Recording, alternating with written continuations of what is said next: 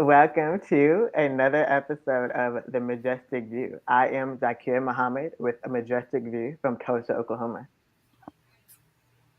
Welcome And on I board. My name is Fumi. We're about to, well, my name is Fumi with a majestic view from Inglewood, Ohio. and I am Leah World Traveler with a majestic view from Jamestown, Rhode Island. If you are new to the Majestic View show, welcome. We have come together to really share a unique viewpoint on all of the things. And we are all women of color who are in the media industry. And we have a lot to say about media, about lifestyle, about finance, about tech, all of the things. So we've come together to have a regular show where we come every single Wednesday, or as often as possible, and we talk about all of the things. And so today we have a special guest by the name of Tanesha Cameron-Cole. And Leah, do you want to tell us more about Tanesha? Yes, I'd love to tell you. So, Tanesha Cameron-Cole and I go back a long way. We were students together at Syracuse University many moons ago. We're also sorors in the illustrious Delta Sigma Theta Sorority Incorporated, from the same home chapter. And I've known her for many years, and she is a wonderful human being, one who is made with a spirit of service. And she is extremely good at what she does. She's very talented. And tonight she's going to talk to us about how we can do education of the next generation with respect to financial literacy, how we can be generation zero in terms of amassing generational wealth, why that's important as members of the sandwich generation, which many of us are, which means we have children and or older parents who are aging. And so we're sort of in the middle, sort of looking out for the financial futures of our kids, but also the well-being of our parents and our own retirement. And she'll also talk about what kind of steps we can take at this stage of our lives to make better financial decisions with the future in mind. So I'll let her tell you the rest. And without further ado, hi Tanisha. Hello, hello. So Hey, I am welcome. Tanesha Cameron-Cole coming in with a majestic view from Raleigh, North Carolina. Thank you for having me. Thank you for Thank you for being being here. here, Tanisha. It's so great to see you, and I'm really excited about this conversation. So I'll just turn it over to you to share with us a bit about financial literacy, wealth building, generational wealth, and any other things you think we need to take away tonight. Absolutely, absolutely. So I am so happy to join you ladies today in, this very, very important topic because my mission is to really make money conversations regular, everyday conversations. And the one thing that I know from my family and from a lot of the, folks that I work with is a lot of times money conversations become very taboo. We don't want to talk about it. We don't want to think about it. And therefore, we're not gaining the level of awareness that we should to make proper decisions, to understand all of our options. And I came into this work really as a client first, really just wanting to understand my own money situation. My husband and I both worked, all of our lives. We have three sons, and really wanted to understand, are we doing the right thing for ourselves with retirement? Are we planning properly? Are we saving properly? Okay, we pay our bills, we do what we need to do, but maybe I need a second look. And in that second look, I really realized how much I did not know. And this is after having a bachelor's degree, Syracuse University with Leah, MBA. I know how to manage multi-million dollar organizational budgets in the nonprofit space, but did not learn how to manage my own personal finance. And I really think that that's a problem. So my mission is to really make these conversations normal, natural conversations for us to think about how we're managing our money, how we're growing our assets, how are we protecting ourselves and our families? How are we planning for our future? And what do we need to do now to make that a reality? And a lot of times, I think what we see is that we have great financial goals. Like, we want to purchase that new house. Maybe we want to invest. We want to send our kids off to college. We want to do all of these wonderful things, but we don't always have the appropriate steps on how to get there. What is the strategy? What do I do? How do I do that? Like, I want to get there, but how Mm-hmm. do I get there? And so my role and my job in collaboration with some great colleagues across the country is to really sit down and what I call snap us out of autopilot, because a lot of us are operating in autopilot when it comes to our money. We pay our bills, we do our things, we save when we want, we buy what we want, and we don't always do it in a very planful way. So my services are really to help take a step back, stop for a minute. Let's see what all of your money is doing in all of the different areas and accounts, and really give yourself an opportunity to be reflective on what those goals are and how you get there. And so a lot of this is really focused on how do we start, and then how do we put actual plans in place so that we can sustain it, and then how do we make sure our kids and the next generation know how to do that same thing so that they can be in a better position, so that we can help them grow a nest egg for their next steps, and then be in a position where we're not a burden on our kids.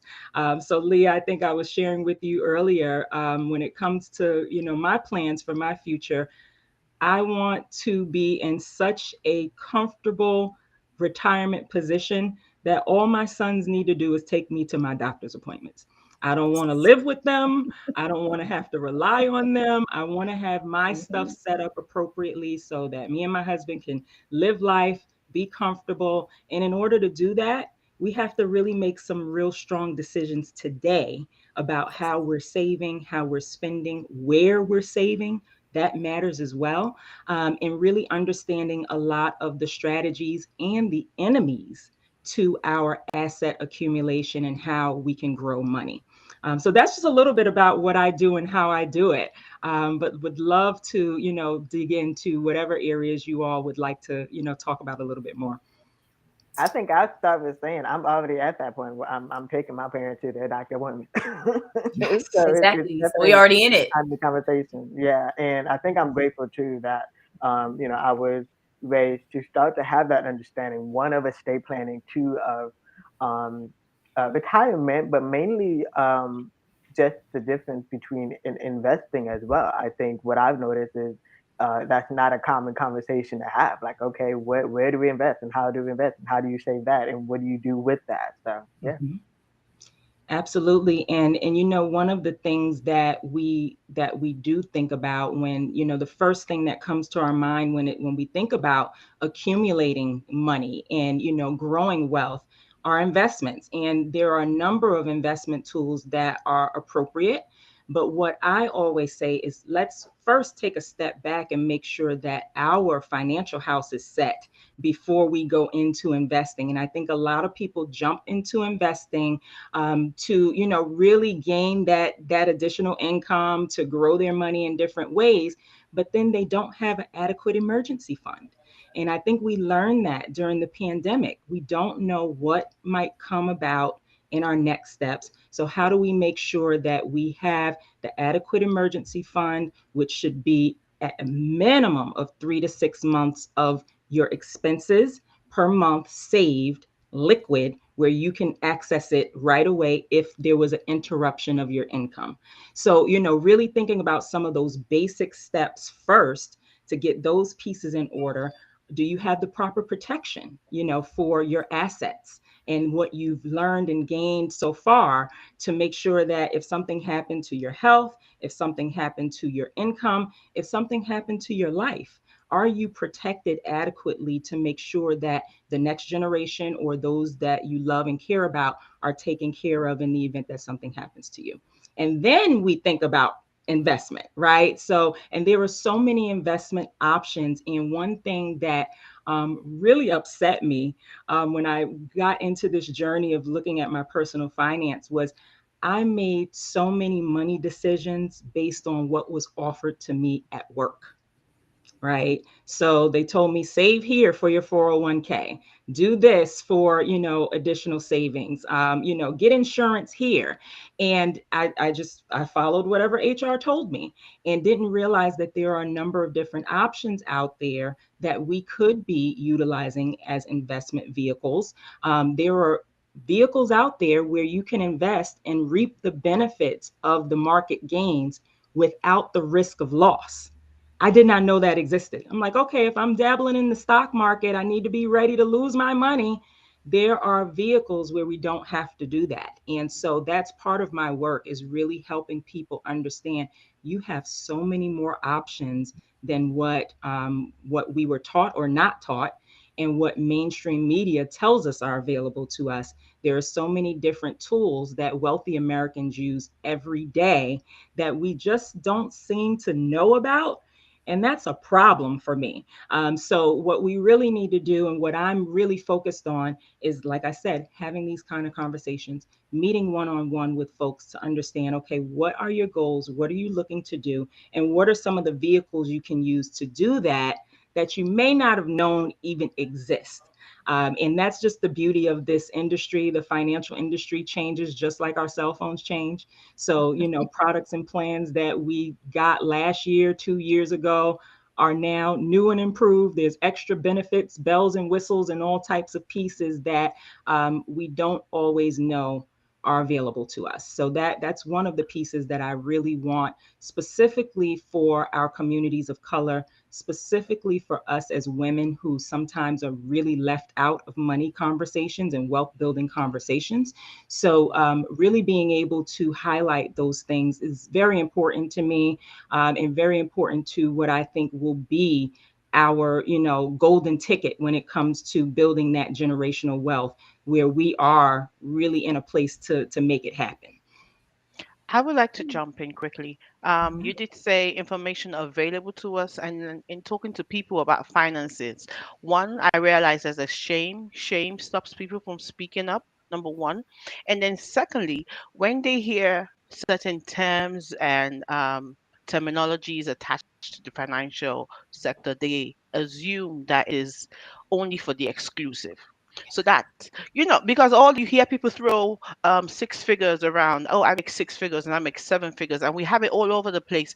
And then you forget that the people who have a daily pay or bi-weekly pay or low income feel that they are completely left out. So okay, they're not talking to me, they're talking to the rich folks. Mhm. How do you let those people in the middle class, lower class realize that financial literacy is actually for them? There's a plan for them. Absolutely. And that very much is so what I want, because we all are in a position to be able to grow wealth. And I always say it doesn't matter how much you make, it's how much you save. Right. So, really being in a position to look at our spending. One of the pieces of homework I give to a lot of the people that I'm talking to is do your own personal audit of 3 months of your spending, right?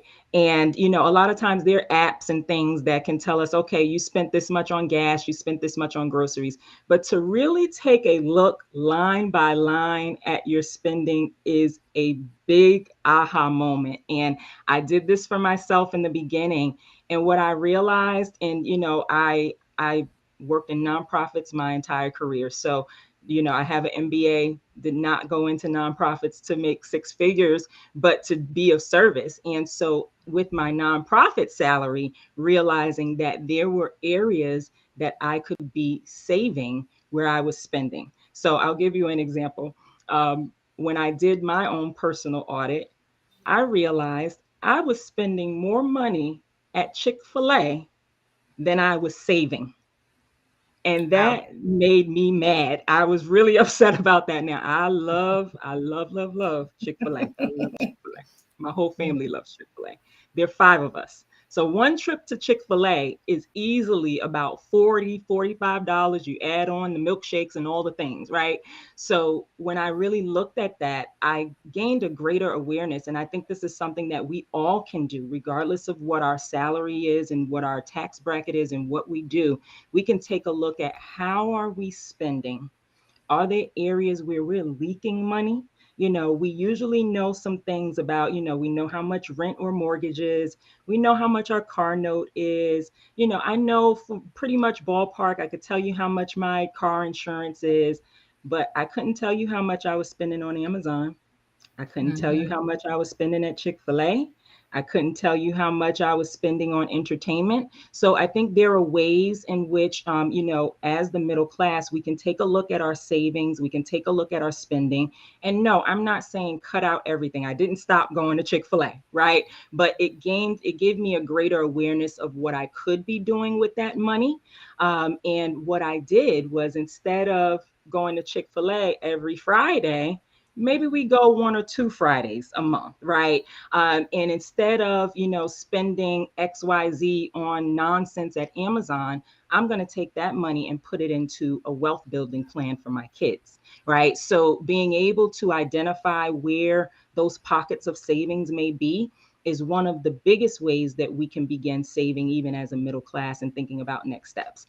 I've worked with a number of families that do have some discretionary income at the end of the month. They do have additional, money that they can put towards something, and they just don't know what to do with it. Like, Tanesha, do I put it in stocks, or do I put it in the bank, or what do I do? Do I put it towards my retirement? And so that's one of the things that we provide as a service, is really taking a look at your entire financial picture to help identify what could that additional money be used towards. How can you make it grow? How can you make it work more for you? But I think as middle class families, we do have an opportunity to do the same level of saving, use some of the same vehicles that, wealthy Americans have used for decades, and be able to accumulate wealth, be able to learn some new opportunities and strategies that we can use, and tailor that to our financial situation, right? So my family situation is different from Leah's, it's different from my sisters, it's different from my cousins, but we all have an opportunity, when we take a look and really slow down, like I say, snap ourselves out of autopilot and really see what's going on with our money. There are always opportunities that we can tap into, the strategies that have been used by the wealthy Americans for quite some time. That actually is a really good segue, too, because this knowledge is out there and it exists, just not in our community. And I'm sure that's by design and completely intentional. So I feel like this is our opportunity to take that narrative back, take that information back. And one of the ways that we do that is by teaching our children about financial literacy. So I know one of the struggles that I have in my household, is I don't think my children have as much an appreciation of what things cost and what their value is, because they don't fully understand the meaning of money. So yes, they understand like a dime is 10 cents, a dollar is 100 cents, those types of things, basic transactions, but they don't understand the value of what money is, and they don't know what it means to earn money, because thankfully we've been able to provide for our kids. We're a middle-class family. They're, in the grand scheme of things, our kids are quite blessed. I wouldn't say that they're privileged, but they've never known lack. They've never lacked food or shelter or, the basic things they need to thrive and grow. So I think it's very difficult for them to understand really what the value of money means, what it means when mommy and daddy say they're going to work. They don't really understand what that means. Or when we give them a new toy, they appreciate having the toy, but if it breaks, they're like, oh, we can just get another one. And I know you and I were talking about this, Tanesha, and I was like, no, child, no, that's not how it works. You have to take care of the things that you have. Just because we can get you something else doesn't mean that we will. You need to learn to take care of the things that you have, and or set your own financial goals to buy the things that you want yourself. I feel like that is one of the ways that we're going to try to institute in our family to help our kids understand, like, if they really want, I don't know, whatever the goal is, but they don't make a lot in their allowance, how can they set aside their own money and learn to save and learn that you have to be patient and things don't just come immediately as you want them? I'd be curious to hear some of your tips or thoughts on how do we have these conversations with our children, and what should we be discussing with kids about financial literacy? Yes, I think there are some very basic ways that we can help our children understand what money really does on a day-to-day basis. So, one of the things that I do with my youngest son, and this was really more so to help him practice his math. So when we're in the supermarket, as I'm getting items, right, and we're putting them in the cart, I'm having him track how much, he's adding, so okay, this is 4.59 rounded up to 5, right? This is $6. So he's understanding, okay, wait, that box of cereal that I love so much is almost $6. Oh my goodness, but this pack of meat is $6 too. So really being able to help them, bring them into the conversation a little bit more so that they can be a part of that, awareness building, and understand, okay, we don't just go to the store and leave with all of these groceries. Now you've counted how much this costs. And you see that, okay, last time we went, we got pretty much the same stuff. And due to what we call our fun friend inflation, the same amount of stuff now costs $20 more, mommy. I didn't, why? We got the same stuff. This is what our economy does. So it opens up an opportunity just in every day-to-day experiences to really get them involved in understanding what money does and how it works. The other piece that I've instituted in my household, because I, like you, Leah, my sons, I have 3 sons, right? And so I'm picking on my youngest son today. I don't know why. I love him. He's my sweetheart. He's 10. But he'll lose a toy, and it's like, it doesn't matter. We'll just get Just get another another one. It's one. like, no, we're not about to go get another one. You need to go find that toy. So even after he's not really putting a lot of effort into looking for it, he's already ready to do something else. So being able to have those conversations in the moment, I think, are very helpful for children. I've spent a lot of time, even in my nonprofit work, working in schools, and a lot of times you catch them in that moment. You have the opportunity to make the moment a teachable moment for them. And being able to talk about savings in real life. Like I tell them, hey guys, you know what I just did? I automated my savings because I don't do well just saving on my own. I need to automate it. So I set it up with my job so that this amount of money is going into account that I can't touch. So I need you all to start thinking about how you're saving too, right? And every child is very different. My middle son, he's a saver. He does not want to break a $20 bill. He won't buy something if he has to break a $20 bill. So everybody's different. My oldest son, he spends money like water. So really working with them on, okay, how do you start to set things aside and understand the importance of saving early by having these conversations about what money really looks like on a day-to-day basis. So we can do that at the grocery store. We can do it at the gas station. You can do it with their own toys. My sons are really into PlayStation. And so if you want a new game, you need to work that off. So what are you doing? Are you raking? Are you mowing? Are you wiping down some countertop? Like, what are you doing to earn that money to get that game? And so I think having those conversations early is good. When my husband and I set up the wealth building plans for my sons, we talked to them about it. We shared with them that, hey, this wasn't something that either of us was able to, have put aside for us, but we are now actively saving for each of your futures. And this is what this will mean for you all. You'll have a nest egg for college or for your first home. Or if you wanted to start a business, you can utilize that money for that, and it's tax free. So being able to have those conversations with them about what we've put in place just to raise that awareness, even in their young age, they might not completely get it, but we're already starting to at least build that acumen little by little and with each experience. And now I have a Absolutely. question So because, helpful. Go ahead, Zakira. yeah. And so when I heard you say automation, I was just thinking also like, wow, what a change we've made in the last 20 years to be able to do that. And Yes. so one of the first things that I immediately thought of when I heard you mention automation is, yeah, like now your paycheck can literally be split into two. Now you can send your money where you want your money to go. But Yes. also, I'm really tech savvy. Like I'm the one pressing all these buttons on this chat right here. But Mhm. one of the things that I used when it first came out was a program called Digit, Digit, and it just you can choose your level of how aggressive or not so aggressive you want to save your money. And this was before Mhm. I then changed, my online bank since I'm like Leah and Fumi, I travel internationally a lot. So I wanted a bank that was fee free and that would still work internationally. And then Chime Bank also did the same thing. So I stopped Digit, but you know, that was another conversation I thought like we should really have. Like, okay, how can we all really start to utilize automation and literally tell our money where it goes? I think it's for me personally, it was a beautiful tool because I just did not have the discipline to do it myself. We're all here being honest, right? I didn't Mhm. didn't have the discipline to do it myself. So to set up that automation was a complete life changer for me, in terms of building up savings, but then also automating savings into different financial vehicles is another tool that my family has picked up now where I'm saving liquid and that's for my emergency fund, right? And that's for, vacations and all the things that we have planned for the year. We're setting aside that money for that. But when it comes to setting aside the money for my retirement plan, right?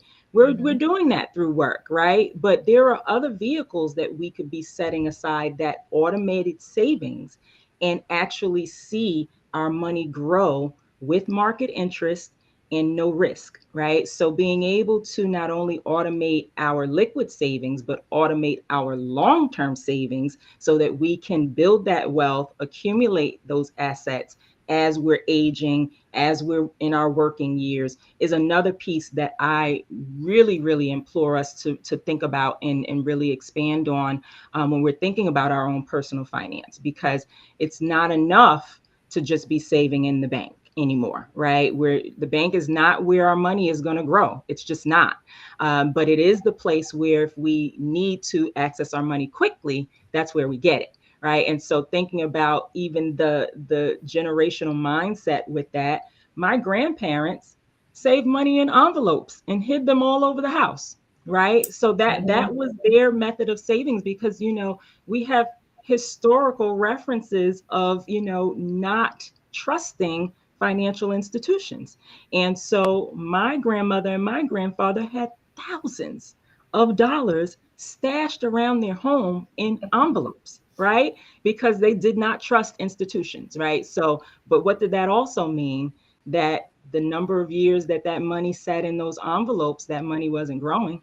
It was just sitting there, right? So could that money have been put into a financial vehicle that they could have been gaining some interest on over the course of years? That could have been a nest egg for my mom, for me, for my sister. So being able to really think about, the fact that I think as a community, we do know how to save, but it's where we save and how we save that we really can make some improvements on with what we have now in the financial industry, being able to tap into interest bearing accounts, being able to tap into automation, right? Being able to tap into these opportunities to save differently will help us grow our money bigger and faster.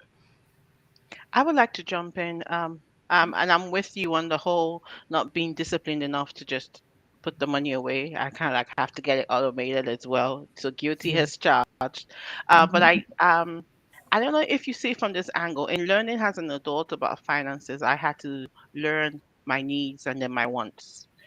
And then somewhere at the back of my head, I still do it today. I ask my kids, is it a need or a want? I ask myself if it's a need or a want. Could you elaborate on that a bit? Yes, yes. I have to do that same thing and I add another layer to it. I ask, do I need it? Do I love it? Or do I want it? Right? And so when we ask ourselves those three questions, it becomes very easy to say, I don't really need that. I don't love it. So do I really need to spend, that $20 on that blouse just because it's yellow and I think it's cute? I don't need it today, right? That $20 could be going towards my savings, right? I want to go on a trip, I'm going to Cabo in June. I love the idea of that. I want that $20 to go towards that Cabo trip. That could be my next drink, right? So, thinking about Yes. it in that way, I think helps to streamline our mindset because, our spending and our financial decisions are also tied to emotion in so many different respects, right? So, you asking yourself, do I need it? Do I want it? Really does create that pause, right, that we need to stop ourselves from over consuming. And I think we are consumers by societal basis, by nature. You go into the stores and now Valentine's Day is over, they have stuff up for Easter. Like, what are we doing? Right. So being Mhm. able to really stop ourselves in those moments. And so what I usually ask myself, and this has also helped me not go into the Chick-fil-A drive-through, do I need it? No, we actually have food at home. I don't need to eat Chick-fil-A right now. Do I love it? Yeah, I do, but I don't love it that much. I love traveling more, right? I love my kids being able to, do their activities more, right? So that money could be going towards that. So I think when we're thinking about those decisions, stopping and having that internal moment is always helpful to keep us from that impulse buying, because once again, guilty as well. So, I try very hard to stop myself and ask, do I really need this? Is this something that I really love and, would really appreciate? Or is this something that I want? And if I end up in the want column, I usually at that point have talked myself out of getting it. I don't really need it and I don't really love it. So that's something that I do as well. And I know there are a lot of strategies.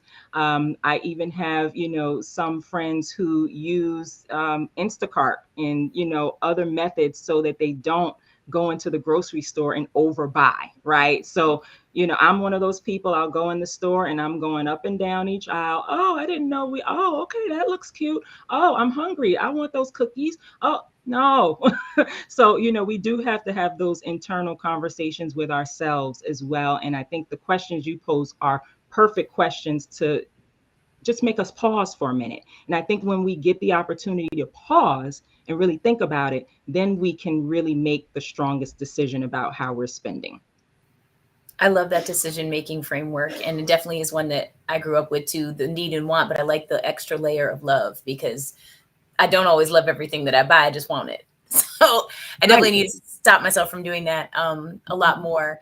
And it also leads me to something you said earlier about like the fact that we do have a reasonable legacy of banks in the United States and other financial institutions not treating our community right or literally refusing to give us service or giving us unfair rates.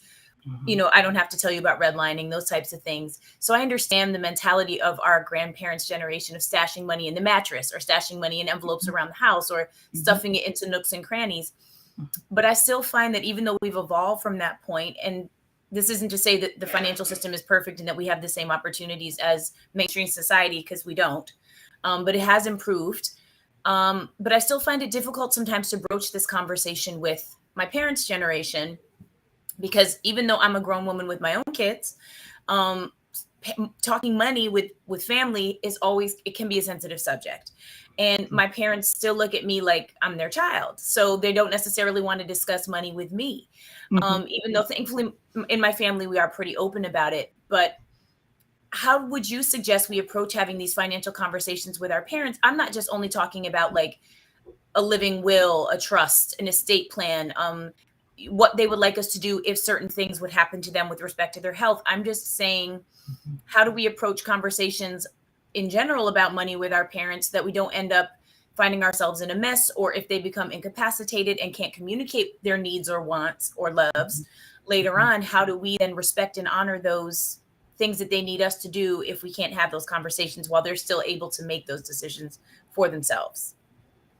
Yes, this is one that I talk to people about all the time, and it's a tricky one. It's a tricky one because our parents' generation, they are very tight-lipped when it comes to money, and like you said, they look at us as the kids. Like, you're not going to tell me what to do with my money. Mhm. So a couple of things that have worked, and I will say that one of my greatest joys was being able to help my mom, who was 22 years, taught kindergarten for 22 years.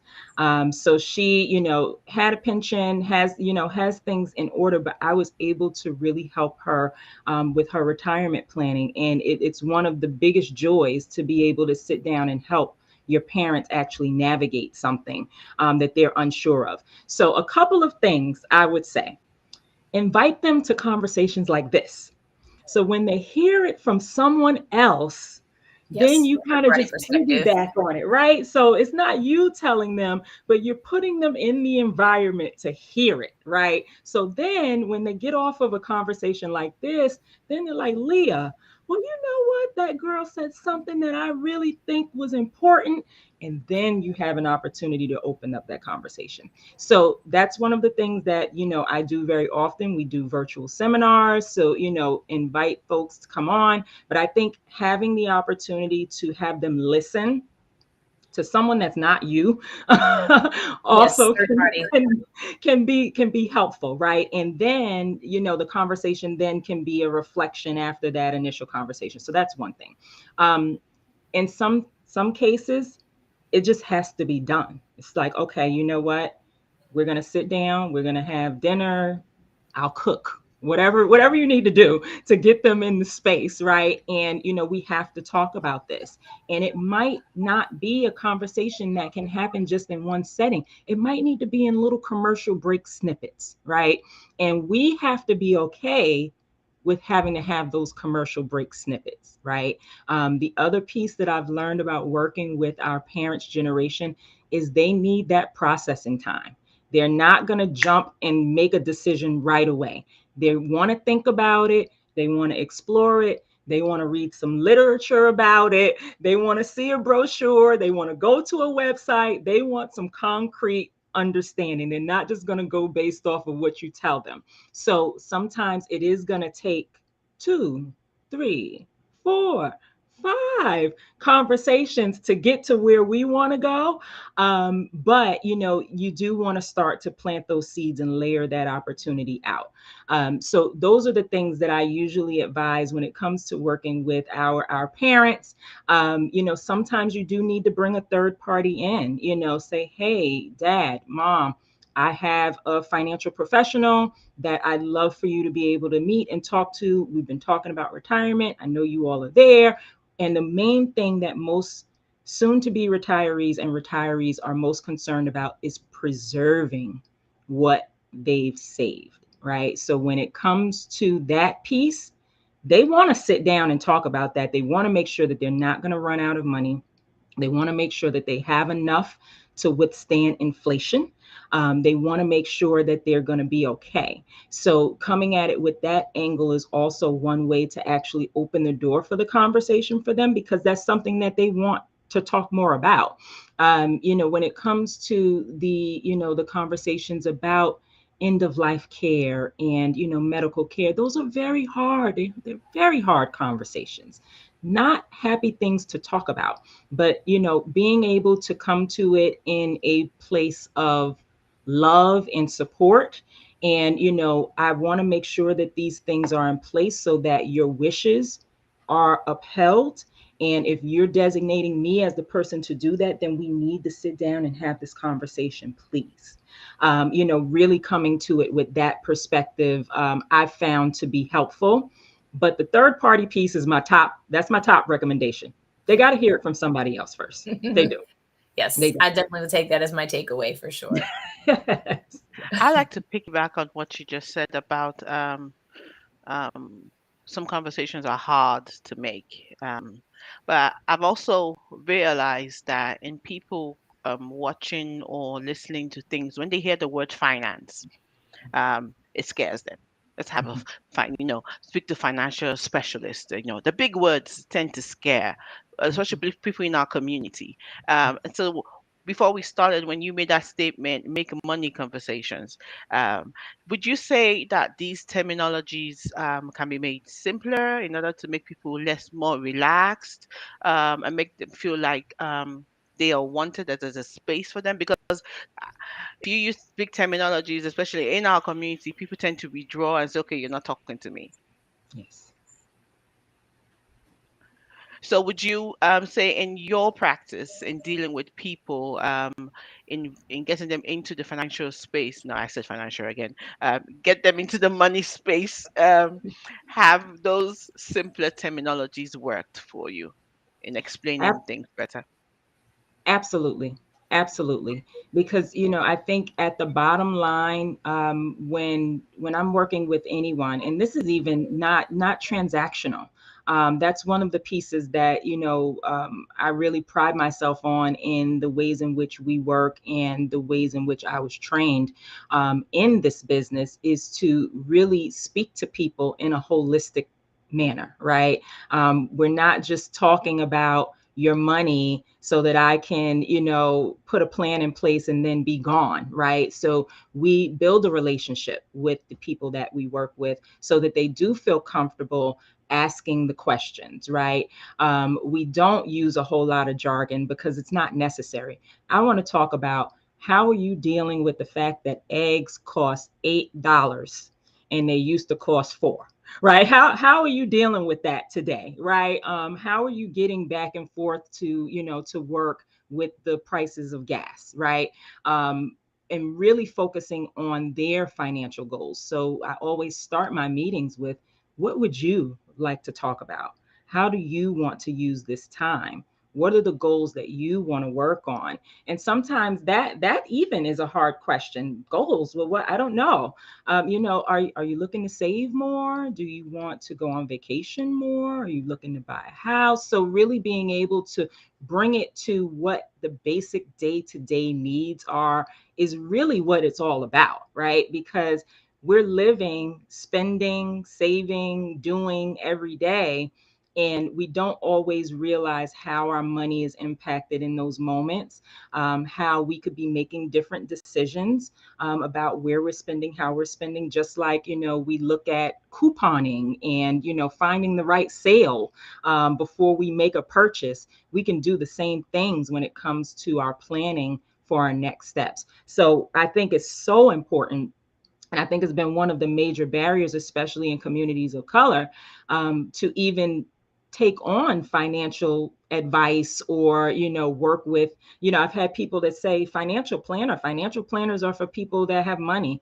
No, if you are saving and you're working, somebody needs to help you look at your money, right? And it doesn't have to be this whole big to do, right? It's really simple things like what I mentioned earlier. Have you looked at 3 months of your spending? Do you know what that really means? What are you really doing, when you add up all of those extras? So I think it's so important. And, especially for our community to see people that look like us and have these conversations is another piece that's very important. I know one of the things for me, I called it analysis paralysis, right? I was just so stuck on trying to understand it myself, not knowing who to trust to ask, that I just didn't do anything, right? So we don't want people to be in that position. So what I strive for and what I thrive on is bringing myself to the conversation. I'm Tanesha, I'm from Brooklyn. I came from not very much.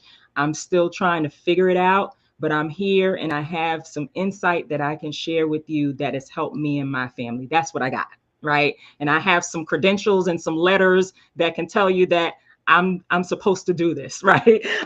So being able to, bring it to that level and really meet people where they are, because each of our financial situations is so different, right? We can't do a one size fits all model with our money. And we also need to feel like we can trust the person that we're talking to and that we're dealing with. And a lot of times when that person doesn't look like us, we're having another extra side eye. What are you doing? How are you really looking out for my best interest? How do I know that what you're telling me is right? So being able to break down those pieces and really focus on building that understanding first really has been one of the models that I think has been very successful for me as a client, and then also as a professional, recognizing that, okay, yeah, this is really about me and what I want and what I think. You're not coming to just tell me you need to do this and you should have done that. And that's not helpful at all for anyone, to feel that shame that, oh wow, I should have known this and I didn't, or I should have been saving like this and I wasn't. it's irrelevant now. We're going to work from today on, and we're going to figure out what you want and identify the strategies that are going to get you there. And really just starting from there really opens the conversation up in a way that is more genuine. I really strive to also share my experience and my story that, hey, things are not put together. I'm still making sure that I'm putting things together for myself and my family. And it's an ongoing piece because things change. There are so many differences that come about from month to month, year to year, that we can really learn about. It's a never ending cycle. And so there's always an opportunity to understand something new, talk about something different, but coming to it with that level of humility, I think is something that we haven't seen very much in the financial industry. So it's a piece that makes people say, no, I don't really want to do that. And I was one of those people. So I know I was one of those people. So I strive very, very, very, very important to meet people where they are in this space. That's perfect. And I think that's a great way to just right into how can people really get started with that conversation with you. I know we've been sharing and you've been sharing lots of tidbits of what's it like to work with you, but how can they really work with you? Absolutely. So definitely go to my website, www.cameroncolecollective.com. You can learn more about my services, and there's also a link to set up a free consultation. My services will not cost you anything. There's a link in there under the contact us portion where you can actually set up a 15 or 30-minute consultation with me. I would love to be able to talk with any of the listeners that are here. I'd love to be able to talk with you three women here, about call you, girl. how to think about the next steps. But that is the best way to reach me and schedule some time. You can also follow me on Instagram, the Cameron-Cole Collective on Instagram and on Facebook. I have virtual seminars that we host on a regular basis. So I post those on our social media sites. So definitely follow us there to learn more and be a part of future seminars and opportunities, but absolutely would love to be able to have some one-on-one conversations and consultations just to really understand and explore, hey, what's on your mind when it comes to your money? Let's talk about it. So you can reach me at, like I said, www.cameroncolecollective.com. Hit that schedule button, schedule some time with me. I want to see my schedule full. So please feel free to reach out. Awesome. Amazing. Thank you. And I just want to Tanesha. thank you for coming out tonight, making time to have this conversation with us. It's very important. And as I said at the beginning, I feel like we're only at the tip of the iceberg because there's just so much more to unpack here. And any one of the things that we touched upon tonight could be a full conversation by itself. So I really encourage all of us on this panel, as well as our listeners and viewers, to reach out to you and your team at the Cameron-Cole Collective and get that information and schedule that meeting so that you can really start from where you are and get your own questions answered. But thank you for coming on the show as a guest. Thank you for coming here as my friend. I really would love to have you back. I think the ladies will join me in that. And we can continue to have this conversation. But I just wanted to express my appreciation on behalf of the Majestic View to you for being here with us this evening. Absolutely. And I thank you all for inviting me and giving me the opportunity to share. I would absolutely love to come back. You let me know when. Absolutely would love to come back and talk more. But, thank you for having this platform just to be able to have these types of conversations. It's just so important. So I applaud you all for, setting this up and making this an opportunity to share, viewpoints and the Majestic View. So thank you so much for having me tonight. Awesome. It was great talking to you. Amazing. So to wrap up, I think I want to tweak the question to how can we bridge the emotional gap? What were your takeaways? But how can we bridge the emotional gap for financial literacy and having money conversations? Yeah, I would say for me, this is a big thing. And Funmi really got to this question earlier when Tanesha was here about we have to remove the stigma of the word finance, and we have to use language and use descriptions that can be understood by everyone and doesn't feel like overwhelming. Because even for people with money, and most of us who are in working class or not.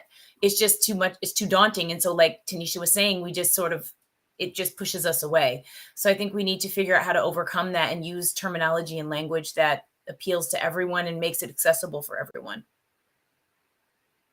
I would say, first of all, as a woman, I'm definitely going to book a consultation. That's That's just, one. that's just- That's one thing.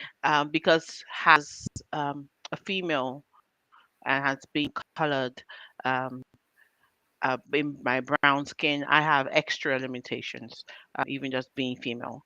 And sadly, the future isn't guaranteed. There's so many layoffs going on in the high industries, in tech, everywhere. People are uncertain. So I think that everybody needs that extra layer of assurance and something to lean on and fall back on and have just have that safety net, as a family, as an individual, as a woman. So I think that would be my takeaway. Just have that extra layer of covering, especially like it's like preparing for winter. You wear layers.